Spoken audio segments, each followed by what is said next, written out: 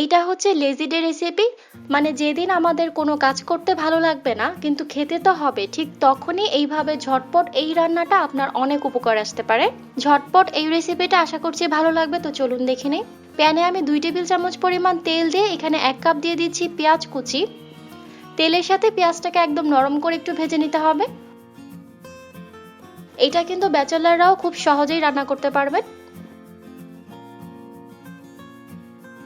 তেলের সাথে পেঁয়াজটা যখন একটু ভাজা হয়ে যাবে তখন এখানে আমি একটা টমেটো কুচি করে দিয়ে দিচ্ছি। এখন আপনাদের হাতের কাছে যদি এই টমেটোটা না থাকে সেক্ষেত্রে এটা নাও দিতে পারেন। টমেটোটাকে পেঁয়াজের সাথে আমি খুব ভালো করে একটু ভেজে নিব।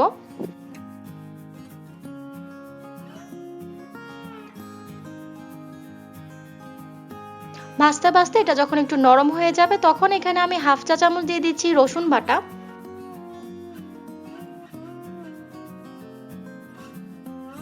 1 চা চামচ দিচ্ছি হলুদ গুঁড়া আর 1 চা চামচ মরিচ গুঁড়া।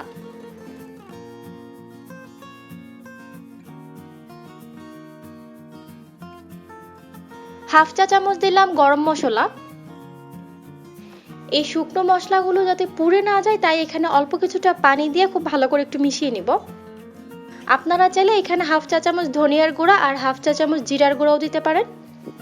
স্বাদ মতো আমি কিছুটা লবণ দিয়ে দিচ্ছি।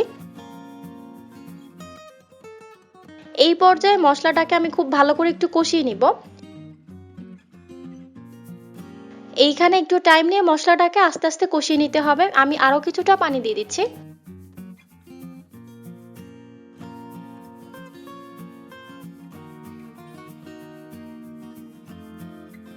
মশলাটা কষানো হয়ে গিয়েছে দেখতেই পাচ্ছেন। এখন এটাতে আমি 4টা ডিম দিয়ে দিব।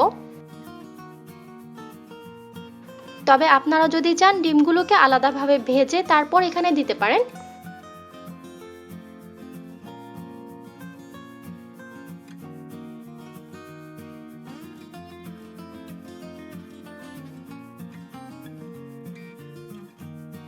চুলার আঁচ একদম লো করে ঢাকনা দিয়ে ঢেকে এটাকে আমি 10 থেকে 15 মিনিটের জন্য রান্না করে নিব।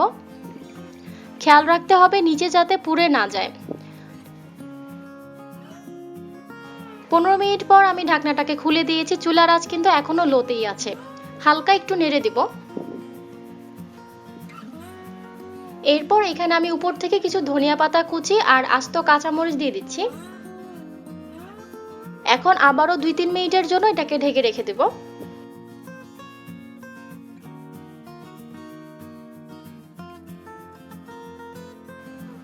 ব্যাস তৈরি হয়ে গিয়েছে খুবই মজার ডিম ভুনা।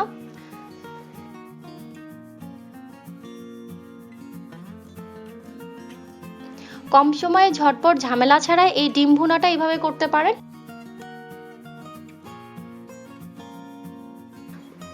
এটা কিন্তু ভাত ছাড়াও রুটির সাথেও খেতে পারেন। রেসিপি কেমন লেগেছে কমেন্ট করে অবশ্যই জানাবেন। আজ এ পর্যন্তই। সবাই অনেক ভালো থাকবেন। আল্লাহ হাফেজ।